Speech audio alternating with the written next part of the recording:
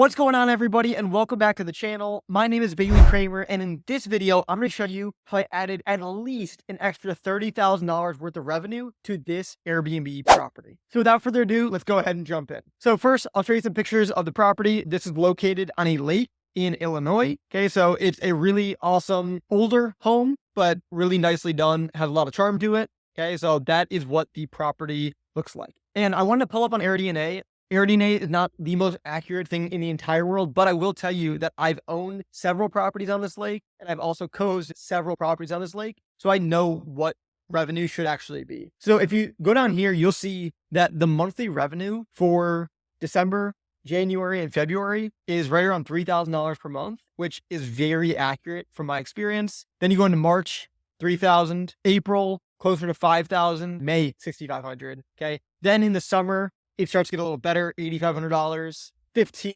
in July because, of course, 4th of July. And then it goes back down to 11, 6, so on and so forth. So the biggest way that I was able to increase this property's revenue was by getting a midterm rental booking. I wanted to show a screenshot to show receipts here. It was from ALE Solutions. And as you can see, the initial payout was for $10,000 per month. So 60 nights, $21,000. And they're going to extend. They've already let us know they're really going to need at least 4 more months, but we might not be able to take them because we already have bookings out in July. But regardless, in February, we made $10,000, whereas here it shows that we should have only made $3,000. In March, it shows we should have made around $3,000 and we're going to make $10,000. In April, it shows that we should have made around $5,000 and we're really going to make $10,000. And in May, it shows that we should make around $6,500, which we're really going to make $10,000 again. And then in June, it shows $8,500, and we've already blocked out the dates because they're going to extend all the way through June. And instead of $8,500, we're going to make $10,000 from this property. Now, just some more transparency here as well. I am not the owner of the property, okay? I am the co-host. So I am the one who is responsible for getting bookings like this. And in exchange, I get 20% of the gross revenue. So my take-home profit from this is going to be $2,000 per month, which is 20% of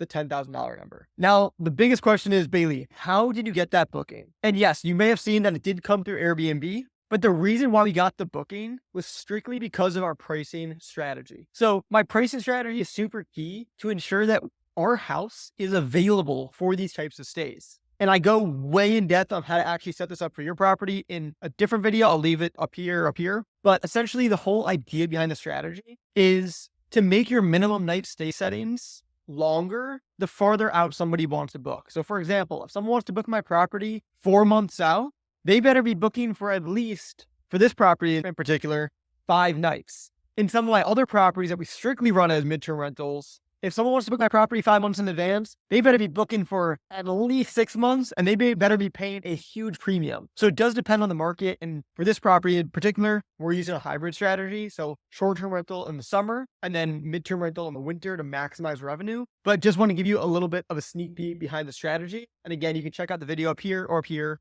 how to set this all up. So AirDNA says that this property is going to bring in $72,000. That's the projected revenue. So as I already showed you, in February, March, April, May, and June, we're going to be bringing in $10,000 per month. So that's 10,000 times 5 months, which is 50,000. In July, we're going to be bringing in 15,000. And that's what AirDNA said, but also it's extremely reasonable and doable. In August, we'll probably bring in another $10,000. And then we still have September, October, November, December, and January to rent out the property. I was able to hit their projected revenue in just 7 months by using the hybrid strategy. And I still have 5 more months to get more revenue on top of it. Let's say I only average $4,000 per month times the 5 months. That's going to be an extra $20,000 worth of revenue, bringing in $95,000 per month for this property. And just to be honest with you, this property does not have any crazy amenities. Yes, it is on a lake, but it doesn't have a hot tub, doesn't have any crazy games. It's not brand new. It's nothing crazy. This is strictly due to the pricing strategy. If we added a hot tub of crazy amenities, there's no doubt that we can raise this revenue to $120,000 plus. So I hope you guys got value out of seeing how I was able to raise this property's revenue. If you guys have any questions, comments, leave them down below, and I will see you guys in the next video. Peace.